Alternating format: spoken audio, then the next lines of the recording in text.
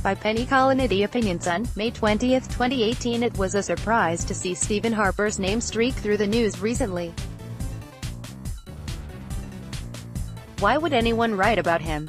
His party was defeated in 2015 and he subsequently retired.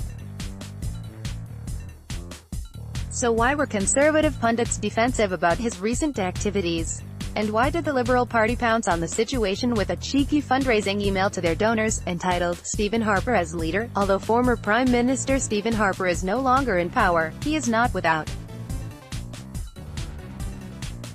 influence. Penny Colonnette writes, José Luis Magana, the Canadian press file photo. The imbroglio began last month, when Harper, in his new capacity as chair of the International Democratic Union (IDU), penned a congratulatory letter to Viktor Orban, the chair of Hungary's right-wing Fidesz-Hungarian Civic Alliance.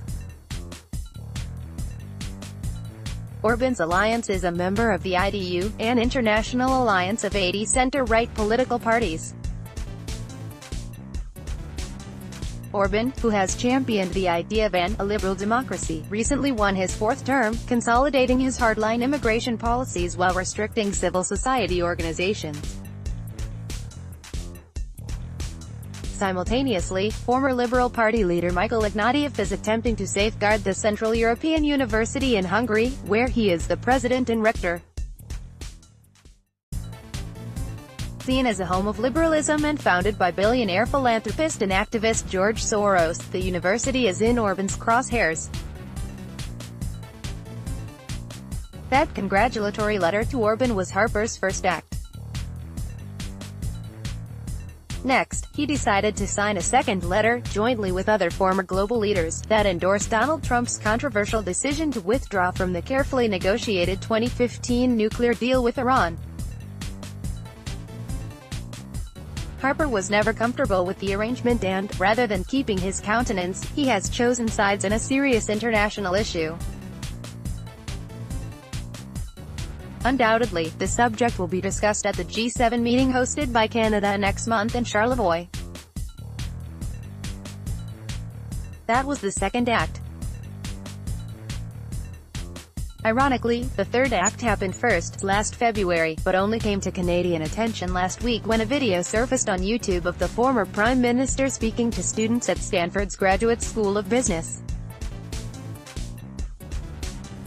In answer to a question about amassing power, Harper stated that he thought he could still easily be leader of my party. The comments seemed arrogant and ill-considered for an experienced politician. Was he attempting to undermine the credibility of the present leader of the Conservative Party, Andrew Scheer? Read more. Opinion: Tim Harper, a Stephen Harper endorsement of Trump gives the Liberals a foreign policy open. And watch the video to understand the context. In style and tone, the interview was flawlessly professional. Describing himself as a seventh-generation Canadian, Harper was relaxed and chatty, light years away from the brooding and pensive Prime Minister of past years. He clarified that he never considered himself as a progressive conservative but rather a straight conservative. Normal business school questions about managing the economy, wielding power, free trade, leadership styles and entrepreneurial attitudes led to amusing anecdotes, especially about Vladimir Putin. Within the setting of an American business school, Harper resembled an experienced CEO, with an emphasis on his will to win and the role that luck and timing play in any success. Noting that leaders have different styles, he referenced both Brian Mulroney, whom he described as a master at establishing relationships, and Pierre Elliott Trudeau, whom he described as a philosophical prime minister who led on key issues of the day. Harper was self-deprecating about his own people's skills, but his hubris got the better of him when he discussed the use of power. Stating that he did not abuse power, he then added that he could have turned the party into essentially a personal political vehicle if I'd wanted. But that was not my goal. Instead, he wanted to establish a long-term conservative institutional force that would outlive him. In an otherwise polished performance, the power comments jarred. They serve to remind of the unhappy years when Harper pushed the boundaries of power beyond the norm. They serve to remind that although he is without power now, he is not without influence.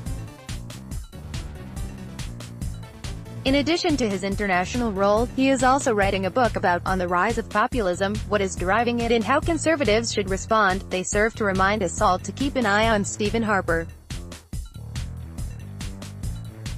Neither Justin Trudeau nor Andrew Scheer need two leaders of the opposition.